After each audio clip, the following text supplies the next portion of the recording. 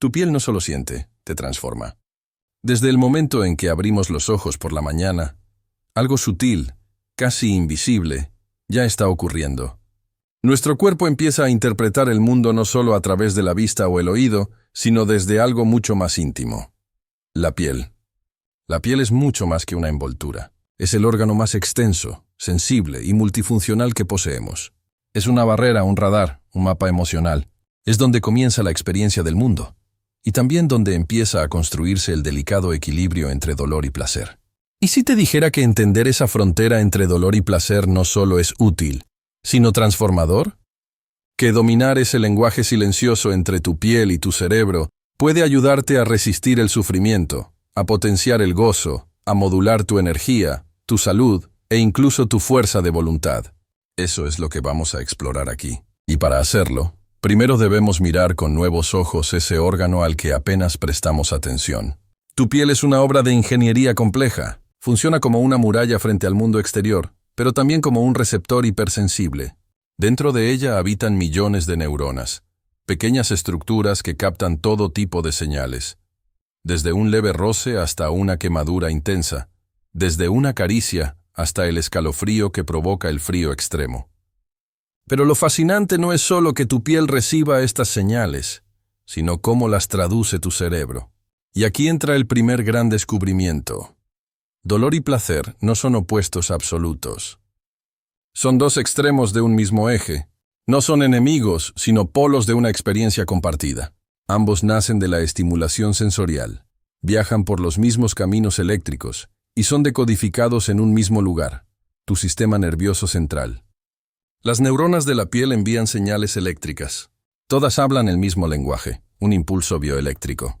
Lo increíble es que ese código, aparentemente idéntico, puede ser interpretado por el cerebro como una caricia reconfortante o como un dolor insoportable. ¿Cómo lo hace?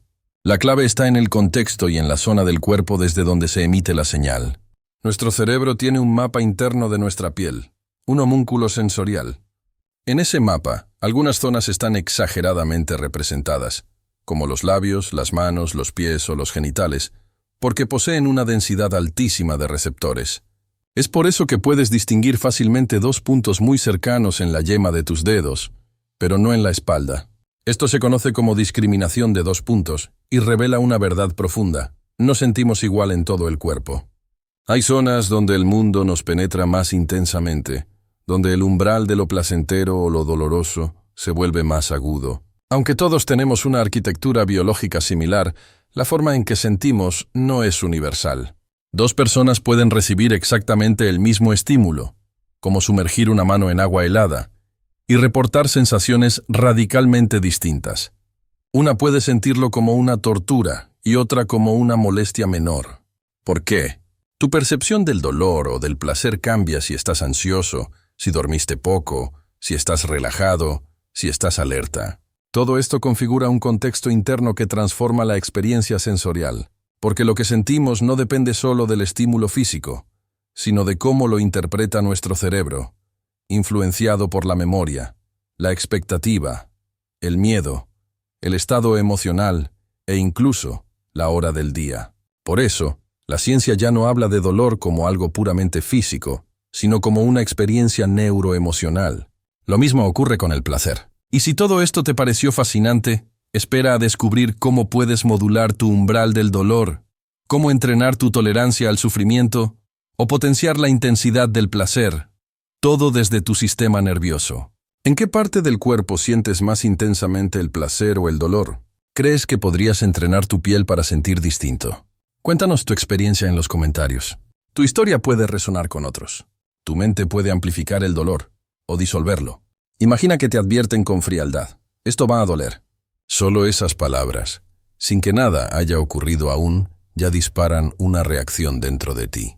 Tu respiración se acelera, tus músculos se tensan, y la expectativa se convierte en una antesala real del sufrimiento. Ahora imagina lo contrario. Nadie te advierte nada.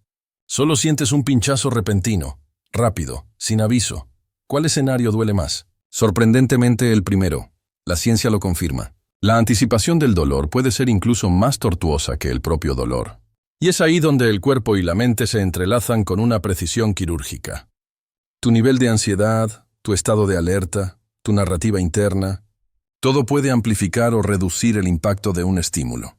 Tu tolerancia al dolor no es constante, se mueve. Oscila como una marea invisible dentro de ti, empujada por lo que la neurociencia llama el ritmo circadiano, tu reloj biológico de 24 horas. Durante el día, especialmente entre la mañana y el atardecer, tu umbral al dolor es más alto. Eres más resiliente. Tu cuerpo está mejor preparado para enfrentar lo que venga. Pero entre las 2 y las 5 de la madrugada, todo cambia. Tu sensibilidad aumenta. Lo que antes era tolerable ahora duele más, porque el sistema nervioso está más expuesto. Tu cuerpo no espera amenazas en la noche profunda. Está diseñado para descansar, no para resistir. Este detalle aparentemente menor tiene implicaciones gigantes.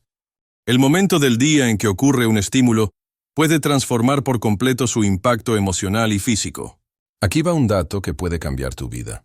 Cuando sabes que algo doloroso se aproxima con la anticipación justa, puedes reducir su impacto. No demasiado pronto, no demasiado tarde. El punto óptimo está entre 20 y 40 segundos antes del estímulo. Ese margen permite a tu cerebro preparar defensas neuroquímicas. Libera dopamina, ajusta la atención, baja la ansiedad y amortigua el dolor. Si el aviso llega solo 2 segundos antes, el golpe emocional es más fuerte. Y si llega demasiado pronto, minutos antes, la ansiedad se eleva tanto que intensifica el malestar. Este pequeño hallazgo nos recuerda que el dolor no es una cosa fija, es una experiencia modulable, entrenable. Y tu mente tiene un rol protagónico. La ciencia define el umbral del dolor como el punto en el que decimos, ya no puedo más. Pero eso es solo una parte. También está el otro lado. ¿Cuánto tiempo podemos sostener ese malestar antes de rendirnos? Un experimento clásico, realizado en Stanford, pidió a personas sumergir sus manos en agua helada. El mismo estímulo físico, el mismo nivel de frío, pero las respuestas fueron radicalmente diferentes. Algunos soportaron solo segundos, otros minutos. Algunos lo describieron como un 10 en la escala de dolor, otros como un 3. Conclusión. El dolor no es objetivo, es profundamente personal, igual que el placer. Tu historia, tus emociones, tu contexto corporal, lo cambian todo. Tendemos a imaginar el placer como lo opuesto al dolor, pero en realidad son hermanos gemelos. Nacen de las mismas redes neuronales. Usan los mismos canales eléctricos. Solo se diferencian por la interpretación cerebral del estímulo. Una caricia puede ser placer o tortura. El frío puede ser refrescante o insoportable. Todo depende del marco emocional, la atención, la memoria. Y de algo más, la narrativa que eliges darle. Cuando aprendes a observar cómo tu cuerpo siente, puedes empezar a intervenir en cómo tu cerebro interpreta. Puedes cambiar la historia antes de que se grabe. Y en ese cambio, empieza la verdadera autonomía fisiológica. ¿Alguna vez sentiste más dolor por miedo que por el estímulo en sí? ¿O descubriste placer en algo que antes te incomodaba? Tu percepción tiene poder. Compártela en los comentarios y ayudemos a otros a comprender el arte de sentir. El dolor que no viene del cuerpo, sino de tu interpretación. Imagina esto. Un obrero cae de un andamio y un clavo gigante atraviesa su bota. Grita, se retuerce, está en shock. El dolor es insoportable. Lo trasladan al hospital. Pero al remover la bota, descubren que el clavo no tocó su piel. Pasó limpiamente entre 2 dedos. El dolor era real, pero no tenía herida. Esta historia, documentada por médicos británicos, no es solo una anécdota. Es una lección brutal. El dolor no necesita daño físico para existir. Solo necesita que tu cerebro crea que algo está mal. Y eso nos lleva a un territorio fascinante y muchas veces incomprendido. El del dolor sin causa aparente. Durante mucho tiempo, cuando alguien sentía dolor sin una lesión visible, se le decía que era psicosomático, como si eso lo invalidara, como si el hecho de que la mente participe le restara legitimidad al sufrimiento. Pero eso es un error, porque todo dolor es neurológico. Siempre, sea una herida abierta o un dolor inexplicable, el proceso final ocurre en el sistema nervioso. Neuronas que interpretan, disparan y transmiten sensaciones. Y por eso, no importa si el origen está en el cuerpo o en una creencia errada, el dolor es real.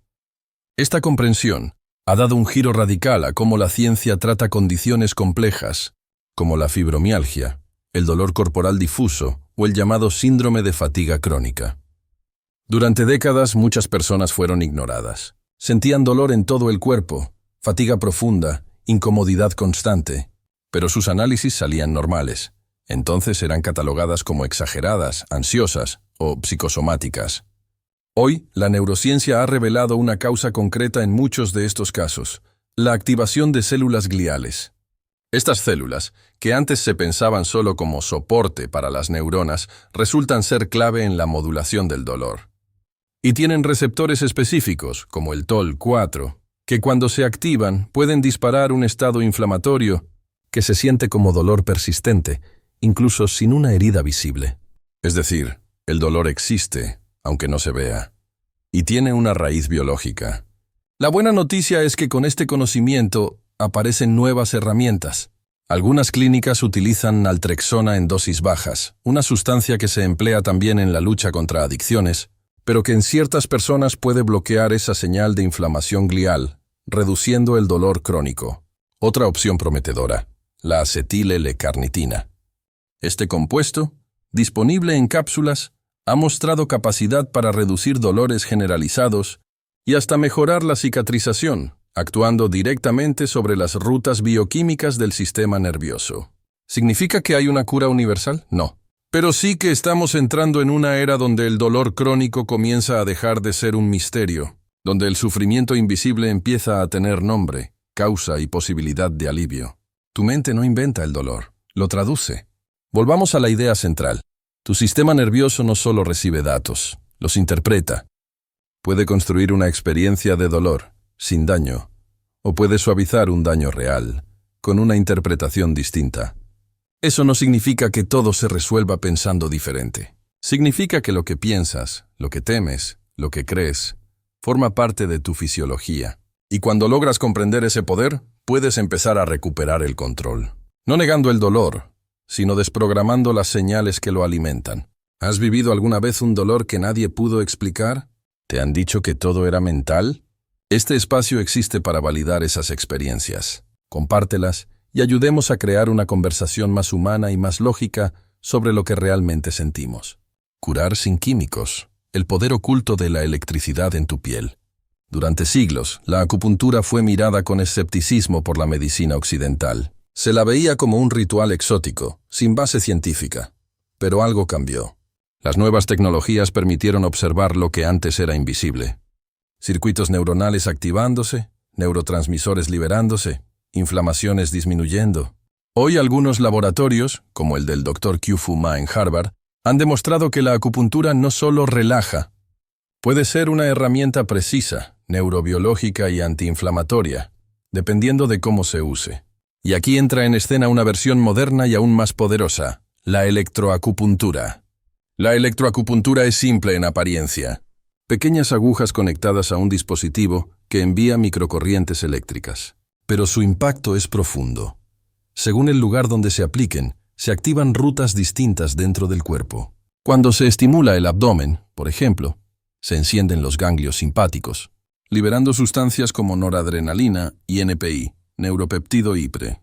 Esta activación puede ser antiinflamatoria, o todo lo contrario, si la intensidad es alta. Es decir, la electroacupuntura puede ayudar o empeorar. Y su efecto depende del lugar, la intensidad y la persona. Aquí viene lo más fascinante. Al aplicar electroacupuntura en las piernas o pies, se activa un circuito completamente diferente. Este estímulo viaja desde los nervios periféricos hasta una región en la base del cerebro llamada DMV, la cual regula la comunicación con las glándulas suprarrenales. ¿Y qué liberan esas glándulas al activarse? Catecolaminas. Un grupo de sustancias con fuerte acción antiinflamatoria, que no solo reducen el dolor, sino que también aceleran la cicatrización. Este hallazgo abre una puerta inmensa.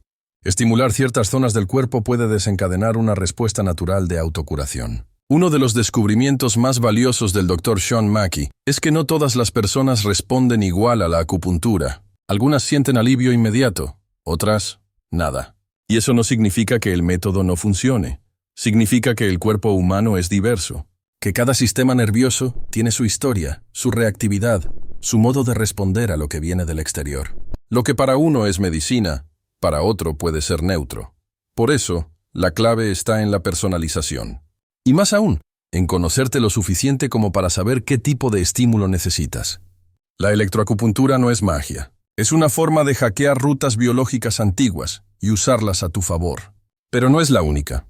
Tu sistema nervioso es una red viva. Y a veces, lo que necesita no es una pastilla, sino un cambio en cómo lo estimulas, cómo lo nutres, cómo lo escuchas.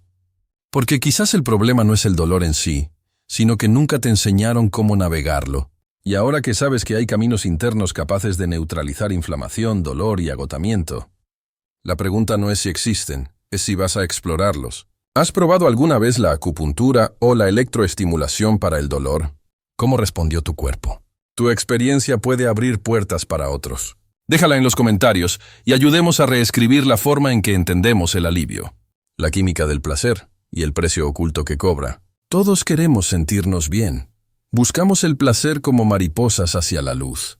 Pero lo que pocos entienden, y lo que casi nadie nos enseña, es que cada pico de placer activa en las sombras un reflejo de dolor. Una maldición biológica, no, una protección ancestral. Cada vez que el sistema nervioso se inunda de dopamina, ya sea por una experiencia intensa, una droga o una obsesión, tu cerebro activa un reflejo compensatorio. Un mecanismo silencioso que prepara el terreno para el equilibrio, aunque ese equilibrio venga en forma de vacío. Así funciona tu sistema. Por cada exceso de placer artificial, habrá un ajuste de dolor emocional o físico. Y cuanto más repitas la búsqueda desesperada de ese pico, más profundo se vuelve el pozo cuando termina. Lo que hoy conocemos como adicción no es solo una dependencia. Es una consecuencia directa de haber sobrecargado el circuito del placer tantas veces, que ahora nada lo satisface. La dopamina, ese químico brillante que nos empuja a explorar, conquistar, avanzar, también puede volverse una trampa. Y el problema no es sentir placer. El problema es no saber dosificarlo. Porque cada vez que forzamos una liberación desmedida, a través de sustancias, pantallas, estímulos sexuales o recompensas inmediatas, el sistema empieza a defenderse. ¿Cómo? Reduciendo la sensibilidad al placer y amplificando la sensibilidad al dolor. Ese es el inicio de la espiral. Muchos confunden dopamina con alegría, pero no son lo mismo. La dopamina es anticipación, motivación, impulso. La serotonina es calma, bienestar, conexión. La oxitocina es afecto, vinculación, protección. Juntas, crean la paleta química de la felicidad. Pero si solo alimentas un color, el de la excitación, tarde o temprano pierdes la armonía.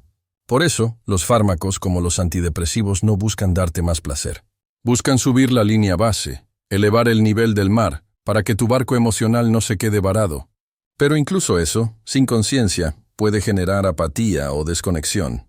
La clave entonces no está solo en elevar la dopamina, sino en equilibrarla con estados internos que promuevan placer sostenible, natural, genuino. Tu piel no es solo un receptor, es un canal directo al alma química del cuerpo.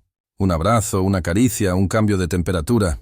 Todo puede activar cascadas de señales que reconfiguran tu fisiología. Y lo que marca la diferencia no es solo el estímulo, sino tu estado interior al recibirlo. Por eso, si sientes que ya nada te entusiasma, si el placer se ha vuelto distante o el dolor omnipresente, quizás el camino no esté en buscar más estímulos, sino en reiniciar tu sistema, dosificando, descansando, cambiando el foco. Y sí, también entrenando tu cuerpo y tu mente para volver a sentir, desde la raíz. La ciencia lo confirma.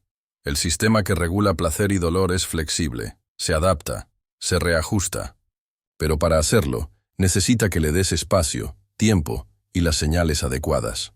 Recuerda, cada pico tiene un valle y cada exceso un costo.